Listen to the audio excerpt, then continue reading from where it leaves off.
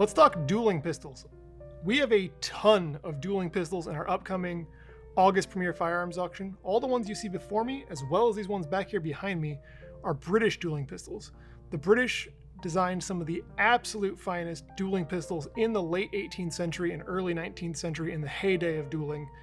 And if you take a look at the ones in front of you, you can kind of see that evolution a little bit. You've got pairs like this pair here on my right, and these two in front of me that represent a little bit of an earlier style. And then over time, you can see how they go from being slender and light to heavier barreled examples like this pair to my left and this pair over here to my right. Let's take a look at one of the earlier ones over here on my right so we can kind of see those differences over time. So if you take a look, this one's by Griffin and Tau, and it is a very standard late 18th century style flintlock dueling pistol. You can see it's got slab-sided on the wrist. It is a relatively light pistol, which the earlier ones in particular are very light.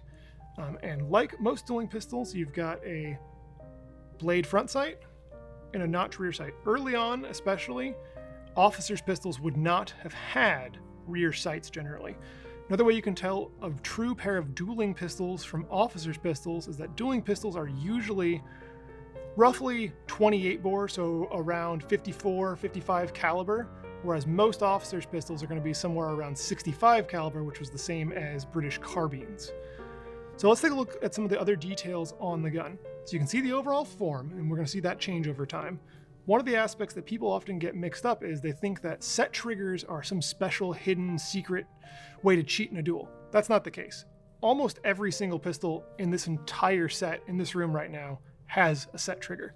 If you look at this example, the set trigger isn't super obvious. There is an adjustment screw here at the back, but all you have to do is push that forward, it'll click, and then now the trigger is very light. So that makes it easier to shoot accurately. The whole point of dueling pistols versus regular pistols is that dueling pistols are purpose-built for being used in a duel. In a duel, obviously, you need to be able to aim accurately, quickly, and you want your shot to go off for sure. If you shoot, let's say you pull the trigger, the hammer comes down, sparks fly, but the gun doesn't go off, that counts as a shot in a duel. Based on the rules, the Code Duelo, that's a shot. It doesn't matter the fact that your gun didn't go off. You tried to shoot, so therefore that counts as a shot. So they designed these locks to be very reliable. Dueling pistol lock technology evolves quickly, and you can see that if you look at all these different pistols, and that also then gets incorporated into other sporting arms locks and even some of the military locks as time goes on, because they're improving lock design by trying to make better and better pistols. So this is an early one. Let's look at one of the most famous gun makers from the period's guns. So both of these two pairs straight in front of me are by Robert Wogden. He is one of the most well-known dueling pistol makers of the late 18th century. There's even poems about Robert Wogden. He was so well known that a duel was also known as a Wogden affair. So the pair on my right is an earlier pair. They are just signed Wogden. So these would be before the roughly 1794, I believe, is when he started his partnership. So these are from 1794 or earlier. This pair on my left is signed Wogden and Barton. So these are from 1794 to the early 1800s when he retired.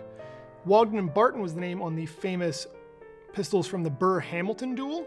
And this is probably closer to what those pistols looked like originally before they had those brass fore-end plates put onto them. You can see these are both by the same maker. They're both relatively similar in design, but if you look at the earlier pair, everything's smaller and more slender. The stock is more slender, the barrel is shorter and also lighter weight.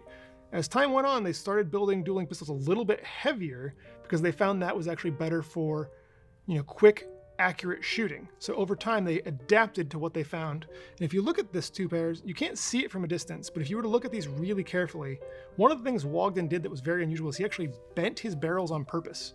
So his barrels are bent a little bit. And the idea at the time was he thought that would help keep people from overshooting their targets because that was a problem in duels. In reality, it wouldn't affect the trajectory of the ball at all because all that really matters is the last bit at the muzzle. But the idea was that would help people shoot lower. So that's kind of an interesting attempt at an innovation that didn't actually help, but it was something they were trying to do. They were trying out different things to affect the ballistics to see if they could make it to where people could shoot more accurately quickly. So you can see everything we've looked at so far is full stock, flintlock, relatively lightly built. Like I said, this pair's a little bit thicker in the wrist here, and the barrels are a little longer, a little thicker. But by the time you get to the early 19th century, they start changing things a little more rapidly. And if you look at this pistol here, you can kind of get an idea of that. So we've transitioned from it being a full stock, so now it's a half stock. The stock does not come all the way to the muzzle any longer. You can see that this barrel is definitely heavier. It's not that much different in length, but it's heavier built. Caliber's still roughly around the same. And then you can see the breech plug is much more advanced as well. The first one's, there's this pair here, there's just a vent hole. It goes straight inside of the barrel. On this pair, we've got a patent breech, and it's recessed in a little bit to actually get the ignition point a little closer to the center of the main charge. So again, little innovations that they worked on over time to make these pistols even more reliable, faster, and better. Again though, you've got basically the standard kind of sights. You've got a blade front sight, a fixed notch rear sight. If you had an adjustable rear sight, more than likely the pistol is actually designed for target shooting, not dueling. Dueling pistols almost always have fixed rear sights. This one, you can see it again has a set trigger. It's a little more obvious that it's got an adjustment screw here. So again, nothing hidden about that. People would have known these pistols were probably going to have a set trigger. Another thing that's interesting about this pair is it's a little more ornate. Most dueling pistols are kind of austere to kind of reflect the serious nature of a duel. So if you take a look at the trigger guard, it's got this really nice swept design that ends in a hook here. And that's not just for style, it's certainly stylish, but that also serves a function. So if I turn the gun and so you guys can see, I can hold my middle finger here, my lower two fingers here, and then my pointer finger here, and that makes this gun point very naturally, and I can use pressure on here to steady the gun and fire it very quickly. I could talk about dueling pistols literally all day, especially when we have this many in the building, but let's talk about the most historic pair out of this whole set as our last one to kind of finish it off. This one's going to show off, some of the really radical designs they came up with towards the end, but it's also going to show off how historical some of these firearms could be. So this pair in the front are what are known as saw handle dueling pistols. You can see why this grip shape is very distinctive. I mean, you could tell this from across the room that it's a saw handle shape. This design, to some degree, this extra material here can help counterweight a heavier barrel. It also, if they adjust the sights, you can put the sight back further and give a longer sight radius. There's all kinds of options you can do with this style to make the gun a little more accurate. You can see again, we got a relatively heavy barrel, but not super heavy. It's still a light, handy pistol. We again have a patent breech. And then what's really neat about this one, again, it recesses the patent breech to bring that touch hole a little closer to the center of the charge. But when I flip this one over, you can kind of see the historic nature of this pistol. So this front scrolling inlay says, "To Don Francisco de Sayus, the Spanish patriot, the friend of Britain." And then the rear oval shaped one says, "From His Royal Highness, the Prince Regent of Great Britain."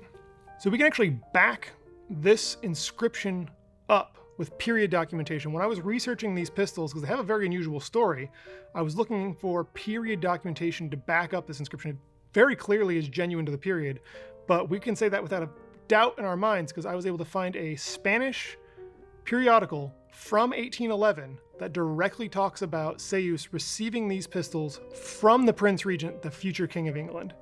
So another interesting part of the life of these pistols is that they somehow made their way to Cuba, which was of course a Spanish colony at the time. And from Cuba, they were picked up by an American and presented to the future Secretary of the Confederate Navy, probably in the 1830s. We don't know exactly the time period that he received them. We do know he owned them and they were in his family for generations. And most likely he received them while he was serving in the Seminole Wars, because that's when he was directly allied with the gentleman who presented him to him. So that's just a short look at the evolution of British dueling pistols. We also have a bunch of French and Belgian dueling pistols in the sale as well, including a lot of percussion examples that kind of post-date all these flintlocks here. While dueling kind of faded away in the early 19th century in Great Britain, it continued on in continental Europe for quite some time into the 19th century. So later examples of dueling pistols are often French or Belgian, and they have a different style, which we can talk about in another video sometime.